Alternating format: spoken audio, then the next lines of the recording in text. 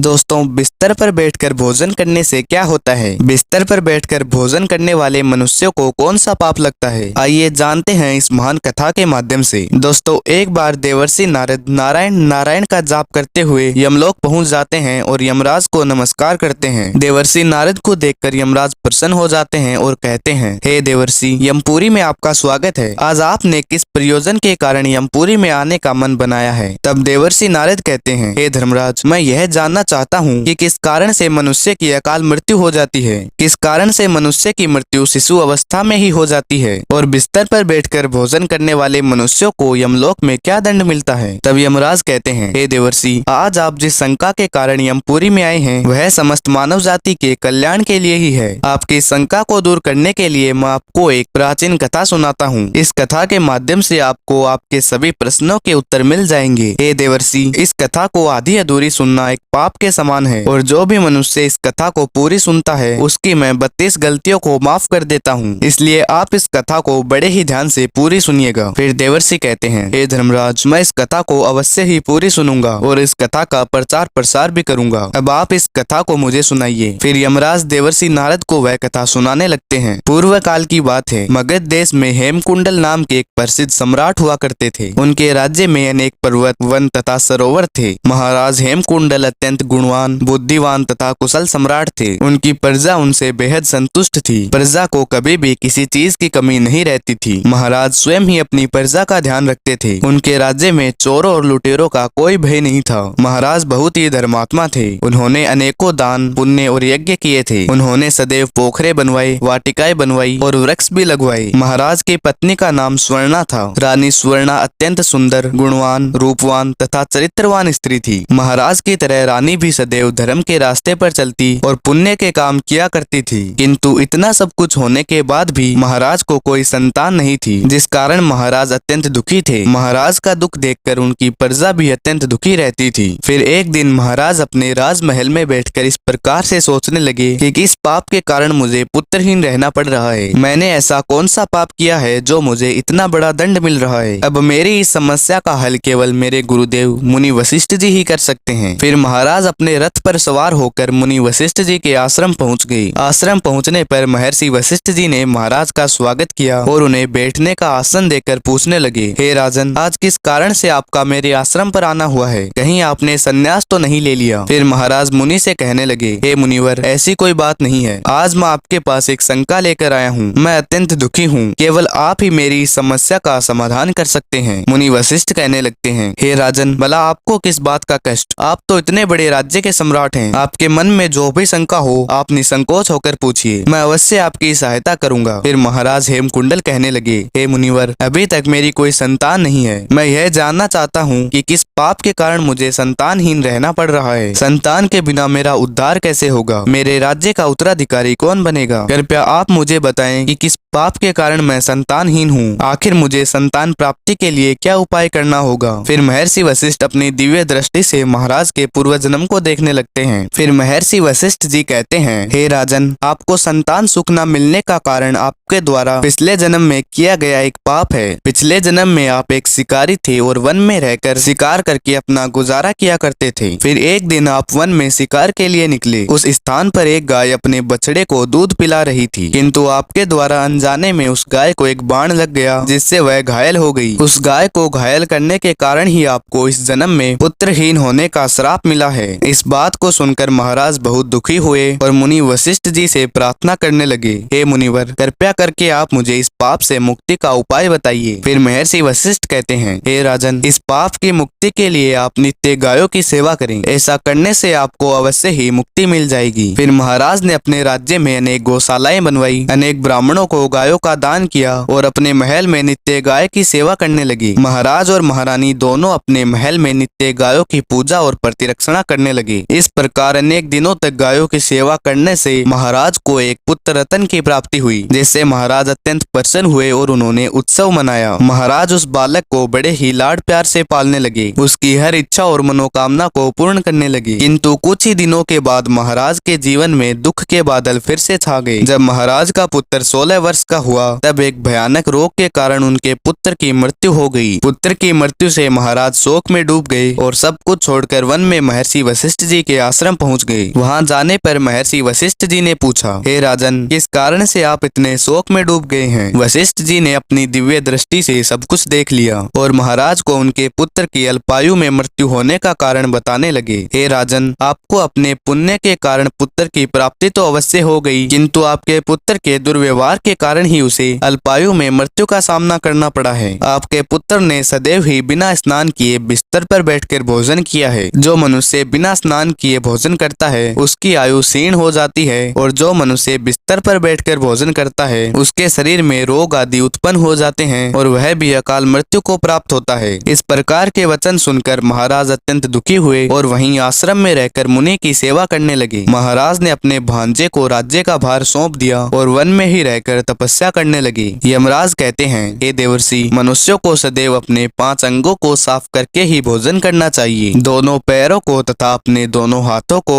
और अपने मुख को जल से अच्छी तरह स्वच्छ करके ही भोजन करना चाहिए। ऐसा करने से मनुष्य के शरीर से सारे रोग दूर हो जाते हैं और व्यक्ति दीर्घायु बन जाता है। यमराज कहते हैं, हे देवर्षि, भोजन शुरू करने से पहले उस भोजन के लिए भगवान को धन्यवाद देना चाहिए और संसार के समस्त प्राणियों को भोजन प्रदान करने की प्रार्थना करनी चाहिए। इस प्रकार अन्न देवता को प्रणाम करके भोजन करने से मनुष्य को कोई पाप नहीं लगता है। यमराज कहते हैं, हे देवर्षि, जमीन पर बैठकर भोजन करना ही सर्वश्रेष्ठ होता है। बिस्तर पर बैठकर भोजन करने से मनुष्य के शरीर में रोग उत्पन्न होते हैं और उसकी आयु भी कम हो जाती है। शास्त्र कहते हैं कि दहलीज पर बैठकर भी भोजन नहीं करना चाहिए। फिर यमराज कहते हैं, हे देवर्षि, ये 3 प्रकार का भोजन मनुष्य को नहीं करना चाहिए। जिस भोजन के ऊपर किसी ने पैर रख दिया हो या उस भोजन को कोई लांग कर चला गया हो, ऐसा भोजन कभी ग्रहण नहीं करना चाहिए। ऐसा भोजन अशुद्ध हो जाता है, इसे पशुओं को खिला देना चाहिए। यदि भोजन में बाल निकल आता है तो उसे कभी ग्रहण नहीं करना चाहिए। जिस भोजन में बाल निकल आता है उसे कभी भी ईश्वर को प्रसाद के रूप में नहीं चढ़ाना चाहिए और न ही स्वयं खाना चाहिए। ऐसा भोजन प्रेतों को प्राप्त हो जाता है। दूसरों के लिए परोसा हुआ भोजन भी नहीं खाना चाहिए। जो मनुष्य दूसरों का भोजन छीन कर खाता है उससे देवी अन्नपूर्णा रुष्ट हो जाती है। भोजन को सदैव सभी में बांटकर खाना चाहिए। दूसरों के हिस्से का भोजन करने से मनुष्य के पुण्य कर्म नष्ट हो जाते हैं। तो दोस्तों, इस प्रकार से यमराज ने देवर्षि नारद को बिस्तर पर बैठकर भोजन करने वाले मनुष्यों को मिलने वाले दंड के बारे में बताया है। बिस्तर पर बैठकर भोजन करने के कारण ही मनुष्य की आयु कम हो जाती है और उसकी अकाल मृत्यु हो जाती है। अगर आपको यह कथा पसंद आई हो तो वीडियो को लाइक करके चैनल को सब्सक्राइब जरूर करें और साथ ही कमेंट्स में जय श्री हरि जरूर लिखें।